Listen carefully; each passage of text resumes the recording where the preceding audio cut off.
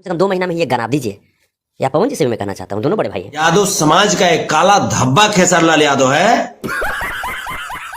हाँ तो भैया लोग देख लेला ना, ई हो संतोष झरेलू। और संतोष झरेलू के तू भैया लोग बहुत अच्छा से पहचाने होबा। और इहे संतोष झरेलू दौड़ के खेसारी लाल यादव के बाइकआउट करे छो और दौड़ के खेसारी लाल यादव के सपोर्ट करे छो। तोरा सबके विश्वास न हो तो शुरू में कुछ वीडियो के क्लिप तू सब देखले होबा। और तोरा लोग के बता दियो भैया लोग कि ई दौड़ के मनीष कश्यप के हो ना, आई मीन विरोध करे पर उतर जाए छो। और भाजपा वाला तो एकरा सुहाई छो ना, और सुहाई छो मतलब एकर चक्कर व्यू और बोली बात कोई समझिए न सके छे। बशर्ते कि तोरा सबके बता दियो ई हो ना, आई मीन चाणक्य बुद्धि लगाबै छो, चतुर बुद्धि वाला दौड़ के ई सपोर्ट करतो, दौड़ के ई सपोर्ट करतो। आ ई हो ना खाली आई मीन दू गोला वाला काम करतो। तो भैया एकरे नाम हो संतोष झरेलू। तू लोग एकरा लोग मतलब अच्छी तरह से जनित होबा, पहचानित होबा। और भाजपा बोला कि हो ना कट्टर विरोधी हो, और उसी के चीज के बारे में हो ना हम बात करे वाला हाथी भैया लोग। तो भैया लोग वीडियो पूरा देखबा ना तब तोरा सबके समझ में आतो। और ई हो ना खेसारी लाल यादव के एगो नयका जे गाना आलो हो वही के बारे में बतावे वाला। और पवन सिंह के पहले बाइकआउट करे तो सपोर्ट करे में आ गए। तो भैया लोग देखबा तब ना समझ में आतो। तो देखा ना भोजपुरी के ऑडियंस ने आपको जो प्यार आशीर्वाद दिया, हम तो उहे कह रहे हैं संतोष झरेलू जी। और बात यह आती है सबसे पहला बात, जो भोजपुरी के ऑडियंस है, सुनने वाले और देखने वाले, जो खेसारी लाल यादव और पवन सिंह और बाकी बात जो भी भोजपुरी कलाकार का सपोर्ट करते हैं और उसका फिल्म देखते हैं, गाना सुनते हैं, उसका कम से कम धैर्य तो रखना चाहिए ना इन दोनों सुपर स्टार को। और मतलब जो भोजपुरी ऑडियंस प्यार दे रही है, संतोष झरेलू का यह कहना है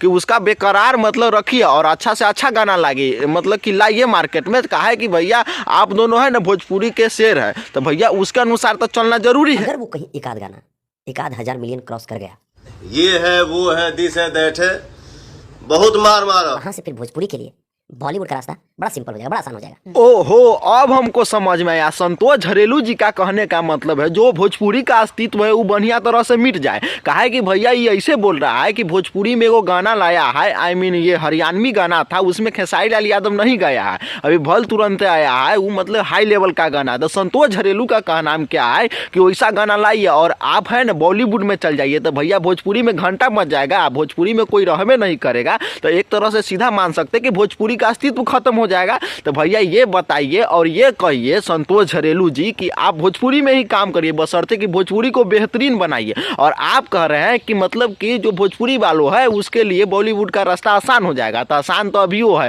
अभी कौन भी मतलब कोई भी कलाकार हो जो बड़ा सुपरस्टार हो, वो चाहेगा कि भोजपुरी से बॉलीवुड में जाने के लिए, तो काहे नहीं जा सकता है भैया लोग, है कि नहीं। और ये महाराज संतोष झरेलू कह रहे हैं कि मतलब बहुत आसान हो जाएगा, ऐसा ऐसा गाना लाएंगे तब। ऐसा बात नहीं है, भोजपुरी वाला है तो अच्छा बात है, मतलब जो भी करना है भोजपुरी में करिए, काहे बॉलीवुड में जाके करिएगा तो बॉलीवुड का नाम ना होगा, भोजपुरी का थोड़ी ना नाम होगा।